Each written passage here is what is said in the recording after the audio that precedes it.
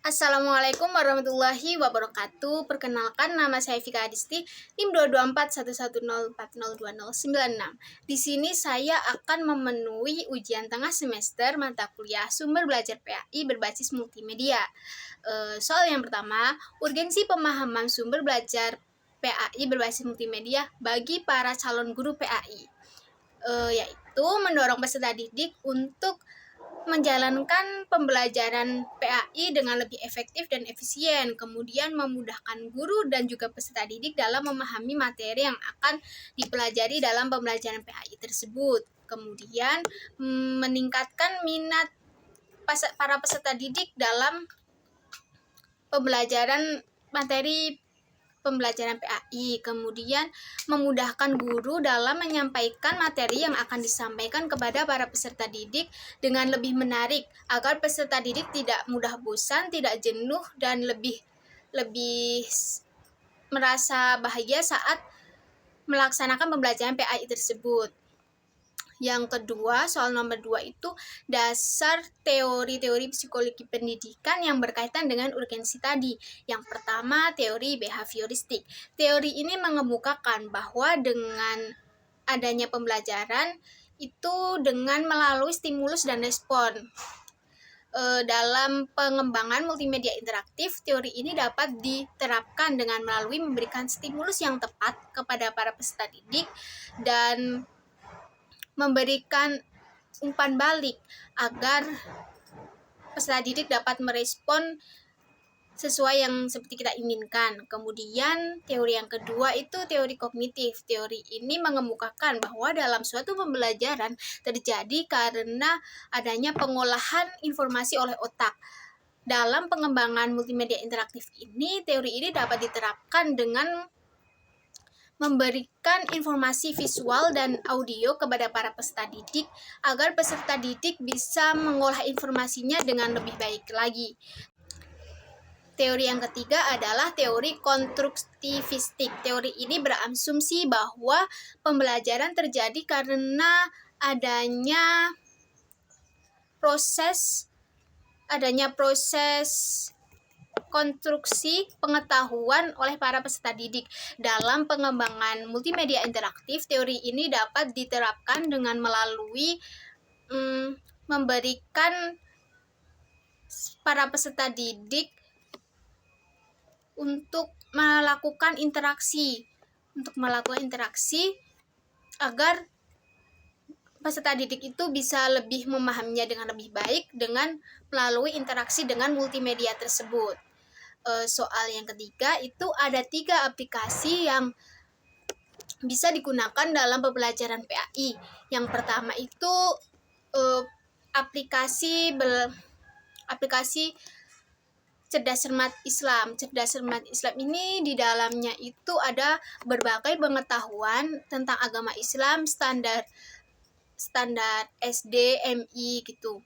SDMI PAUD juga bisa sih, tapi menurut saya PAUD masih terlalu kecil ya untuk bisa menggunakan aplikasi ini, karena di dalamnya itu seperti ada ujian-ujian ketika UTS, ulangan gitu. Di dalamnya itu nanti ada pengetahuan mengenai rukun Islam, rukun iman, nama-nama nabi, rasul gitu.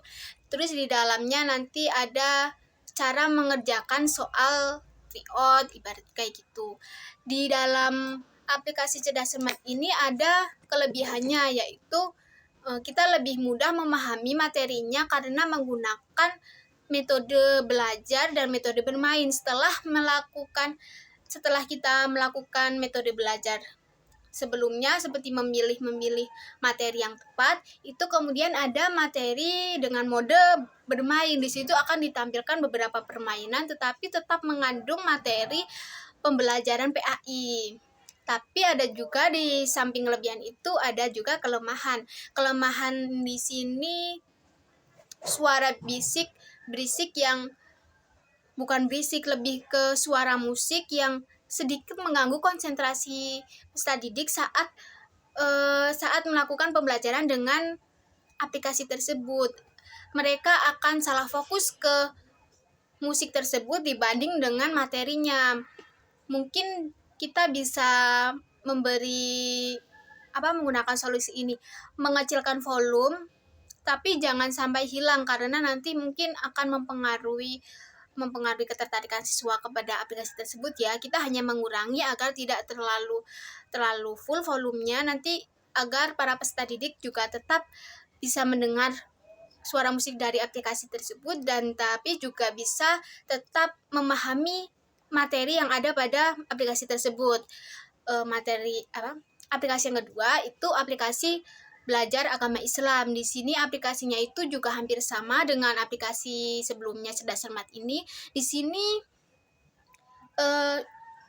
bisa untuk SMP juga, karena wawasannya itu lebih banyak dibanding Cerdas Cermat yang tadi. Tapi hanya berfokus kepada pembelajaran PAI, tidak ada mata pelajaran lain di dalam aplikasi ini. Gitu. Di dalam aplikasi ini ada beberapa kelebihannya. Kita juga bisa lebih merasa senang, merasa minat, tertarik untuk membuka aplikasi ini, karena di sini banyak permainan-permainan juga yang cocok untuk peserta didik, karena untuk menarik minat peserta didik. Tetapi juga ada kelemahannya. Di sini kelemahannya itu bersifat online. Jadi ketika kita tidak mempunyai jaringan internet, kita mungkin tidak bisa menggunakan aplikasi ini. Tetapi kita juga bisa menggunakan aplikasi offline, yaitu yang Cerdas Cermat tadi. Kemudian aplikasi yang ketiga itu ada Al-Qur'an dan tafsirnya. Di sini itu memuat materi tajwid, terus kita bisa menafsirkan Al-Qur'an, kita bisa melihat terjemahannya. Ada kelebihan-kelebihan dari aplikasi tersebut itu antaranya itu kita bisa menandai sampai mana kita melakukan pencarian ini. Kita bisa melihat sampai mana kita menandainya, seperti penanda dalam Al-Qur'an gitu. Terus nanti kita bisa melihat histori-histori sebelumnya yang pernah kita buka ketika kita merasa seperti ingin membuka halaman yang sebelumnya, kita masih bisa melihatnya. Kemudian kelemahannya itu kelebihannya tadi juga termasuk itu aplikasi ini offline, tidak memungut biaya internet gitu. Jadi ketika kita tidak mempunyai jaringan internet paketan gitu, kita masih bisa menggunakan aplikasi Al-Qur'an dan tafsir ini. Kelemahannya itu agak ribet untuk anak SMP, tetapi mungkin MAN gitu juga udah lebih mudah ya, sedikit agak ribet dalam tombol-tombolnya terlalu banyak dan agak lemot juga karena ini merupakan aplikasi offline. Jadi ketika dibandingkan dengan aplikasi online, ini lebih ada hambatannya karena tidak full satu Al-Qur'an ada pada aplikasi ini, tetapi mungkin hanya beberapa juz saja. Nanti aplikasi yang lain akan meneruskan juznya kembali gitu. Jadi kurang lengkap gitu kelemahan dari aplikasi tersebut. Kemudian soal yang keempat adalah cara penggunaan salah satu aplikasi tersebut. Di sini saya akan mencontohkan aplikasi Cerdas Cermat yang dimana ada metode belajar dan metode bermainnya. Nanti aku akan tampilin sedikit tutorial atau cara penggunaan dalam pembelajaran PAI-nya. Solid Kids.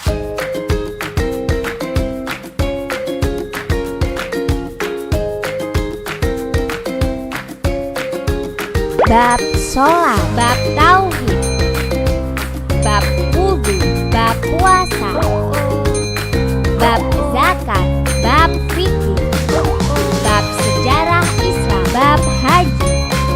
Pilih salah satu yang ingin kamu kerjakan.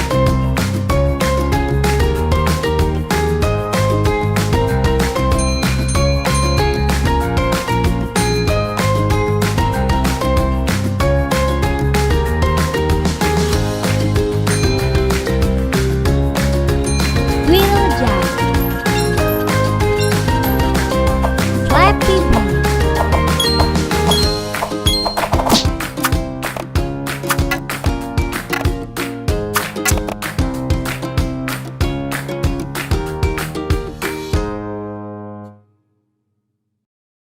Nah, tadi itu adalah sedikit contoh cara penggunaan aplikasi cerdas cermat tersebut.